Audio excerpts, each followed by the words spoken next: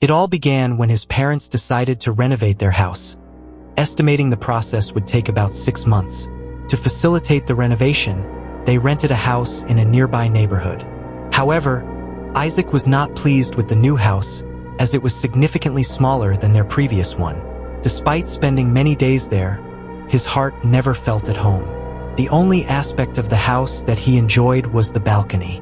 Every evening, Isaac would sip a cup of coffee on that balcony. But one evening, his eyes caught a terrifying sight on the balcony of the house opposite theirs. As soon as he saw it, his coffee cup slipped from his hands. A girl in a yellow dress stood there, with a knife stuck in her stomach, blood dripping from her mouth, and one hand pointing towards Isaac, as if pleading for help. In a panic, Isaac screamed, "Help! Somebody save her, please!"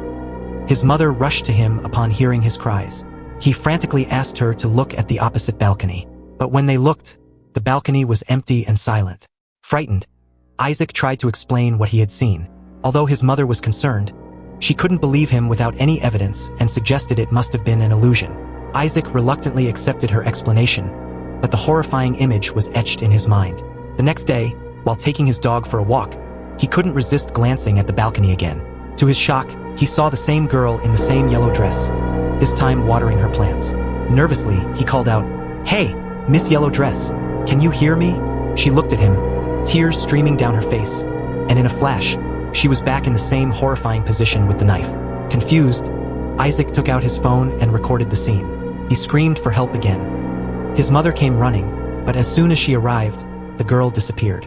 This time, his mother thought Isaac was playing a prank and started yelling at him. Desperate to prove his point, Isaac showed her the video, but it was blank.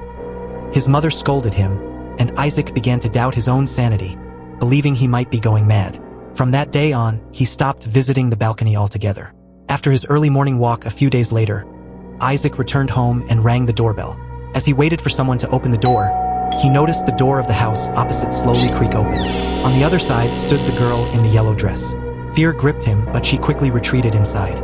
Unable to shake his curiosity and dread, Isaac called out to her, "Hey, wait!" He then found himself following her into the house. As soon as he stepped inside, Isaac was hit by a foul smell, reminiscent of dead meat. The girl in the yellow dress vanished before his eyes. He noticed drops of blood on the floor. In the bedroom, he witnessed a horrific illusion of the same girl being murdered by a shadowy figure. The man's face was obscured, his eyes glinting with malevolence. Isaac felt a cold hand on his shoulder, and he spun around to find nothing but darkness. Before he could process it, he snapped back to reality and found himself staring at the rotting corpse of the girl. The room was filled with an overwhelming stench, and the air felt thick and oppressive. Horrified, he quickly took a photo and called the police. Upon investigation, the police discovered that the girl, named Zara, had been killed by her boyfriend.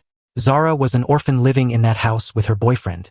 After a heated quarrel, he had killed her in a fit of rage. The boyfriend had fled, leaving her body to decompose. The police thanked Isaac for his vigilance, but he was left with lingering questions and a deep sense of unease. The visions he had seen, the ghostly presence of Zara, and the chilling atmosphere of the house all pointed to something far more sinister than a mere hallucination. Isaac moved back to his renovated home with his parents, but the memories of Zara and that fateful house never left him.